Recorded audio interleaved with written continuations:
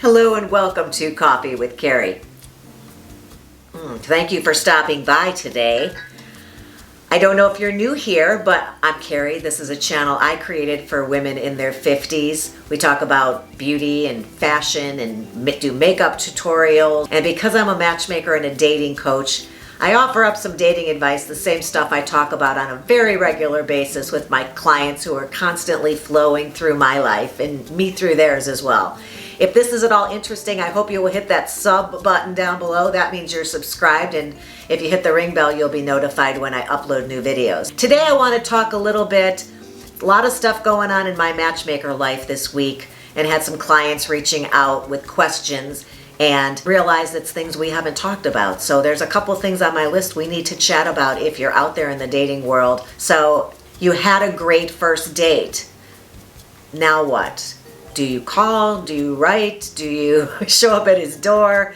Do you wait for him to call? I have some thoughts on this. If you want to hear what they are, I hope you will stick around because that's what we're talking about right now. Let's start with number one, right at the beginning. It's a great first date and you're saying goodnight. Do you hug? Do you kiss? Do you shake hands? Do you just say, nice meeting you, talk to you soon, and run in the opposite direction? Because you don't want to have to face any of those choices.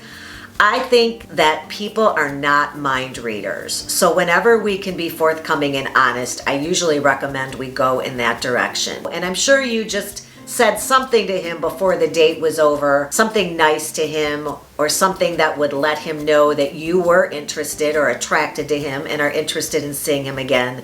Whether it was, we should do that sometime, so that he knows there's a second date running through your mind, or a compliment of some nature. You know, oh, I didn't know you had such good taste in shoes, when he stands up. So you can say something nice, give him a compliment, let him know that you're thinking of future dates.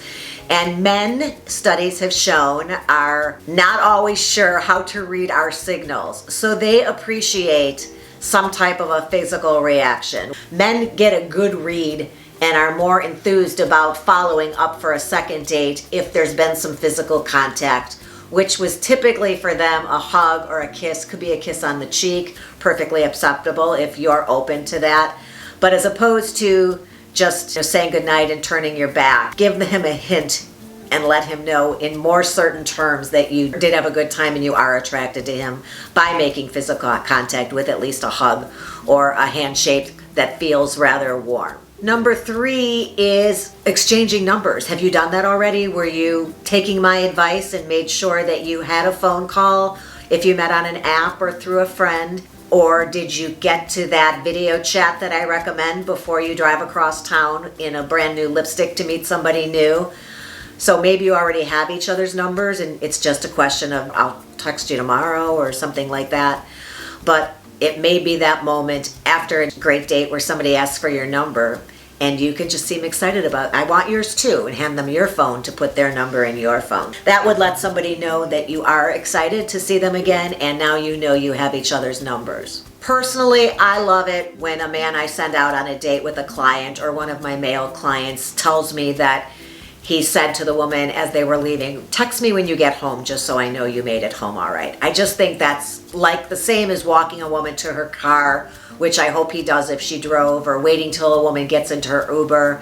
I love when a man says, let me know you got home safely. And at that point, as a woman or a man, whichever, I mean, these roles can be reversed. They're interchangeable. I would love for the woman to say, or the man, the person who got home safely, who was told to call when they got home safely, I would like for you, let's go there. I would like for you to say, thank you very much, I had a really nice time tonight. So to be appreciative and give thanks for somebody sharing their company and making an enjoyable evening for you. Making sure we're on the same page here. We're talking about this was a great date and you want to know what happens after the first date. So you've exchanged numbers, you've now made contact. And I should mention that the other person does not necessarily know how you feel. So unless you followed all these tips perfectly and gave them a compliment and made physical contact and thanked them for a nice evening, a lot of times people are left wondering, where do I stand? Does this person want to see me again? Opportunities to make that clear depending on your comfort level and how much you got to know each other, how you feel. Is this person at least a friend that you can speak to honestly? Letting them know in small ways that you are interested and would like to see them again, go a long way. Now, the flip side of this is that you think it was a great date, but you don't know how he felt because you're not a mind reader either. So hopefully there were some hints, some things for you to grab onto and give you an inkling as to what he's thinking or comments he made. But it's not always reciprocal. So how does that work? Well, it reminds me of a client I had who was so excited after a great first date, and she told me the next day that she went home. She realized he lived a little farther than anybody else that she had been dating. She Googled how far it was and what the train schedule looked like. So she was getting way ahead of herself and envisioning herself in this relationship. And because she has a matchmaker who will give her feedback and let her know what the other person was thinking, I was very disappointed that I had to tell her that he wasn't interested in a second date. So I guess the lesson here is to not let your brain take away like a runaway train and take you into all types of scenarios and start picking out your wedding dress. Just be aware that things have to go a little bit more slowly, so one day at a time. Now, while you're waiting for this person to call you, unless you've made arrangements to call him or you think that's perfectly acceptable for you to phone first, is keep busy. That's my suggestion here. Don't stop making plans. Don't leave your calendar wide open in case this person calls. Because honestly, if you're not available, how attractive is that? People love a person with a full life who has friends and has plans and goes places and isn't sitting around waiting for them to fill some void in your life. So continue on as normal, continue making plans, see your friends, don't hold dates open. People who want to see each other will figure out a way and a time and a place to see each other. Don't worry about it. Now, this next point I always get flack for because I guess I don't state it the way I mean it, or maybe I am just sexist. I don't know. I would say that there are studies that show that men like to pursue, they like to be the hunters, and they aren't as heartwarmed by a woman who is very assertive in the follow-up after a date and asking him out again and being the one pursuing him. I'm sure there are women that feel the same way. I'm sure there are certainly men who feel that they would love for a woman to be assertive and let him know. But unless you know for sure, I would say play the odds and let the man let you know he's at least interested and wants to see you again before you start taking the initiative in the plan making. It's just, studies show. Does that make me sexist that I believe that because men have told me that? I think not. One of my friends, you know who you are, she disagrees because everybody's different. Everybody has strengths and weaknesses and areas in their personality that are assertive and recessive areas. So I don't want to be sexist and say let the man be the man, but let the man be assertive if you don't know that he doesn't want you to. Was that wishy-washy enough? Being that my clients have a matchmaker, that means that they have to talk to me after the date and let me know how it went. We have a debriefing of sorts.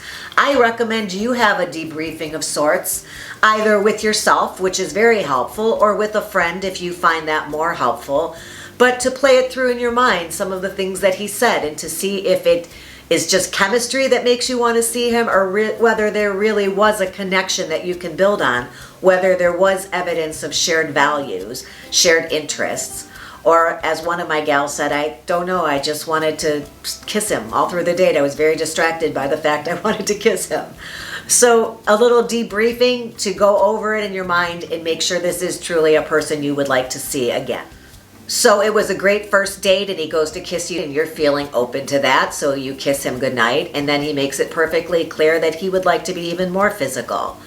Obviously, up to you. Everyone handles that differently.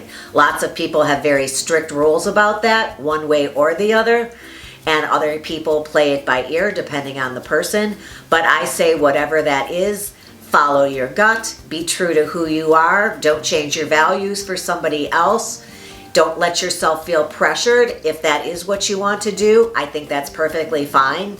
But I also want to say that I had a gal go out this week and on a second date, and she found out that he did not want to get together for a third date, and she was very relieved that she had not followed through on any physical activities because she said she was very aware of the fact that he would have liked that. But if you're the kind of woman who doesn't want to do that and then not have a relationship, be aware of your timing. If you're a woman who would like that, whether the relationship continues further, perfectly acceptable as well. You do you. Just make sure you take it at your own pace. And then my final point is about pace in general, which is that I think at the very beginning we should not be rushing things. As my mother always likes to say, why is everybody in such a rush to get serious so fast? Why can't you just date somebody and get to know them and enjoy their company until it's obvious one way or the other whether or not you want to spend lots of time with them as the only person?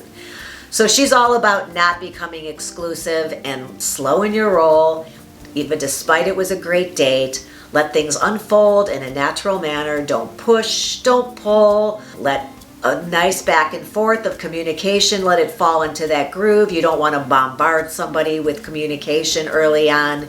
You don't want to never respond to their communication, leaving them wondering what's going on. I think a nice, polite back and forth of communication is great so that both of you have a sense of where you are and where things seem to be headed. In the very early stages of a relationship, nobody wants to feel like somebody else is in a rush for a relationship, because then it makes them feel that it's not about them so much as it is this person really wants to be in a relationship. At least that's what people have told me, that it didn't feel like it was about me. It felt like, oh, she's in love with love, or she's just wants to get married and it was a good date, so now she's, on a mission to take this to the next level, or vice versa. The woman saying, he was ready to move in after the first date. It made me very uncomfortable. I didn't know if he was somebody I could trust or if he had stalker tendencies. So I think as you get to know somebody, let it happen naturally at a natural pace for the two of you that feels comfortable. And that is what I wanted to share with you today. I hope you found it helpful. If you did, give this video a thumbs up. And also, I hope you would subscribe. I have more dating advice coming next week because, like I said, things have been happening around here and lots of conversations about things we haven't discussed came up, and I definitely will be sharing those with you in the next week or so. So hit that ring bell and then you're notified every time I upload a new video. I appreciate you choosing to spend time here. I really do. And until the next time, have a good one.